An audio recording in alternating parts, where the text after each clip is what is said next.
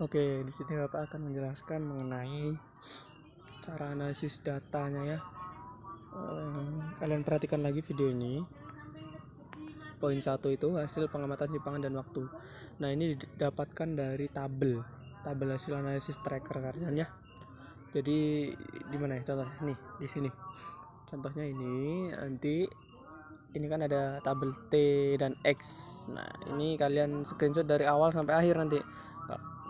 Bisa di screenshot dari awal sampai akhir, nanti kalian masukin gitu. Ini tabel sampai akhir ya, misal nih sampai akhirnya nanti sampai bawah gitu. Kalian screenshot, kalian masukin. Misal ini hasil pengamatan trackernya ketika panjang tali 25 cm dan bebannya 50 gram gitu ya. Ingat no. Nah, ini tabel 2 kalian masukin juga pengamatannya. Nanti tabel 3 juga dimasukin, tabel 4 juga dimasukin, ada sampai terakhir nanti ya. Oke. Untuk grafik hasil pengamatan simpangan dan waktu, ini adalah grafiknya. Yang tadi kan cukup tabelnya aja tuh, di crop bagian tabel ini. Tapi kalian titik dulu di grafik ini, titik merah ini yang terakhir. Nanti kan di bawah sendiri ada yang terblok gitu, nanti biar kelihatan gitu ya. Oke. Kemudian untuk yang kedua tadi kan ada grafiknya. Jadi grafiknya kalian crop grafiknya aja, yang penting masih kelihatan X terhadap T nya tuh. Oke ya. Oke, kalian masukin, kalau ini masukin ke gambar 7 karena tadi kan panjang tali 25 dan beban 50 gram. Berlaku juga untuk yang lainnya juga diisi. Kemudian untuk data pengamatan, hasil pengamatan. Untuk data hasil pengamatan ini kan ada percobaan 1, 2, 3, 4 nih. Sebenarnya kan kalian melakukan percobaan sampai 12 kali. Cuma kan itu kan untuk cadangan apabila nanti videonya jelek, kalian pakai video yang lainnya gitu ya. Makanya tadi cukup 4. Untuk 4 ini tadi kan di percobaan pertama kan beban 50, benda 50, panjang tali 25 tuh. Banyak getaran tadi kan di sini ada 5. Ada 3 getaran. Dari 3 getaran ini dihitung ketika bawah sampai bawah ini 1 getaran, ketemu bawah lagi 2 getaran, ketemu bawah lagi 3 getaran. Ini berarti 3 getaran. Oke, 3 getaran ya, kita hitung bahwa nilainya 3. Terus waktunya yang ditempuh, kalian nanti kan kalau udah diklik tuh bagian yang kuning, yang ini yang kelihatan titik merah yang udah warnanya kuning ini kan udah diklik nih. Nanti di bawahnya akan terblok. Kalian lihat di tabel T ini, nanti nilainya berapa, banyaknya waktu tuh. T kan waktunya tuh. Waktu. Oke, waktu ya. Terus untuk waktu ini kan udah berarti habis itu frekuensinya. Ini untuk paling atas ya, percobaan pertama paling atas sendiri itu ya. Frekuensi ini kan berdasarkan rumusnya F sama dengan N per T, banyaknya getaran dibagi dengan waktu. Berarti tadi kan 3 dibagi waktunya berapa, itu nanti menghasilkan frekuensi. Nah, untuk yang nomor 4 ini analisis getaran benda panjang tali diubah-ubah. Nah, ketika panjang tali diubah-ubah tetapi masanya sama, itu adalah percobaan 1 dan percobaan 2, atau percobaan 3 dengan percobaan 4 gitu ya. Itu masanya sama tapi panjang talinya diubah-ubah. Kalian pilih salah satu dari 2 opsi tadi. Nah, misal nih Bapak pakainya yang percobaan 1 dan percobaan 2 yang masanya sama tapi panjang talinya berbeda.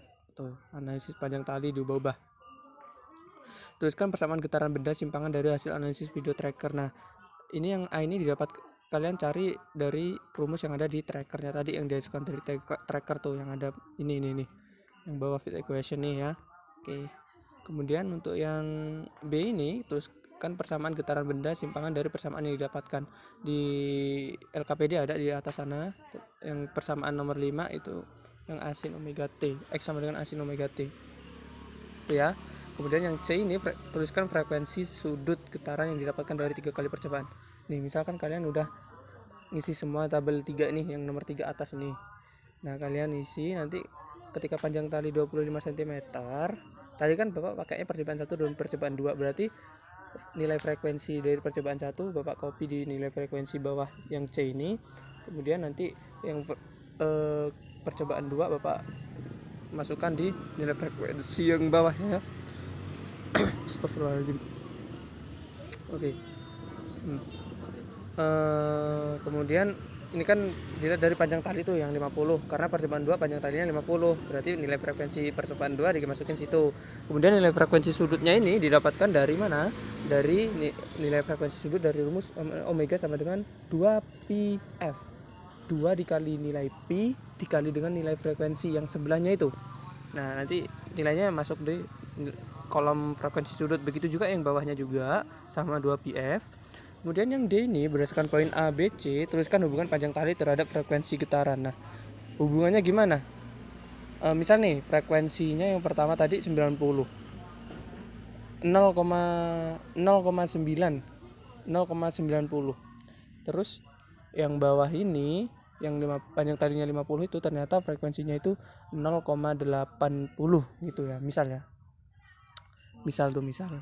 berarti hubungan panjang tali terhadap frekuensi getaran, bilang aja hubungan panjang tali terhadap frekuensi getaran adalah berbanding terbalik. Karena ini ya kan, kalau dilihat tadi semakin panjang tali frekuensinya semakin turun dari 0,9 ketika panjang talinya 50 menjadi 0,80 gitu ya.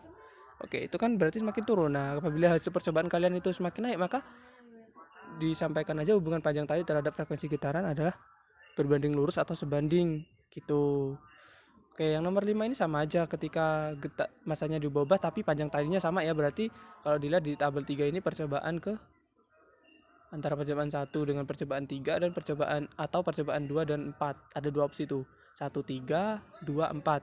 Karena masanya yang diubah tetapi panjang talinya yang dibuat sama. Kalau tadi kan panjang talinya yang dibuat beda tapi masanya yang dibuat sama.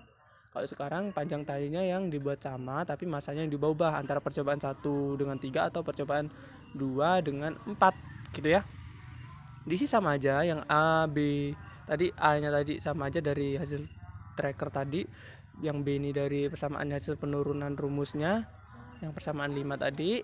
Kemudian yang frekuensi sudut ini dihitung juga apabila kalian pakainya percobaan 1 dengan percobaan 3, yaitu lihat aja nilai frekuensinya berapa di percobaan 1, kemudian yang 100 ini kan di percobaan 3 nih, nilai frekuensinya berapa gitu ya. Nanti nilai frekuensi sudut sama aja 2πf gitu ya, dihitung itu 2πf itu dihitung, itu rumusnya 2πf. Kemudian berdasarkan poin A, B, C, tuliskan hubungan massa terhadap frekuensi getaran. Nah, berdasarkan hasil percobaan kalian kan bisa tuh dilihat tuh frekuensinya berapa, nanti yang massa benarnya 50 dan massa benarnya 100, apakah dia semakin besar massanya semakin kecil. Berarti kalau semakin kecil tadi kan hubungan massa benar terhadap frekuensi getaran itu berbanding terbalik gitu. Kalau semakin besar berarti sebanding atau berbanding lurus gitu.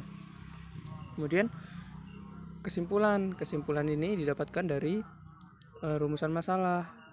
Nah, dan solusi hasil pengerjaan kalian gitu.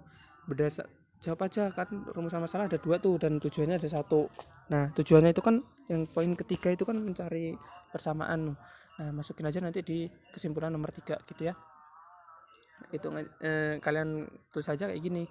Berdasarkan hasil percobaan yang telah dilakukan, hubungan panjang tali terhadap frekuensi getaran bla bla bla bla. Tuh.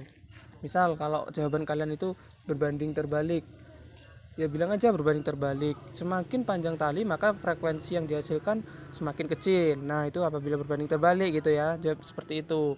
Nah, yang kedua ini, berdasarkan hasil percobaan yang telah dilakukan, hubungan massa terhadap frekuensi adalah berbanding terbalik. Misal kalau berbanding terbalik tuh semakin kecil tuh ya, semakin besar massa maka semakin kecil frekuensinya. Nah, begitu isinya. Itu kalau berbanding terbalik. Kalau sebanding ya kalian pakai kata-kata sendiri gitu. Nah, yang ketiga ini ketiga ini kan berdasarkan ini persamaan getaran harmonis sederhana pada bandul berdasarkan hasil analisis video tracker adalah persamaannya ditulis tadi bla bla bla bla bla, dan berdasarkan teori persamaan getaran harmonis sederhana adalah bla bla bla bla bla gitu. Itu ya. Cukup sekian.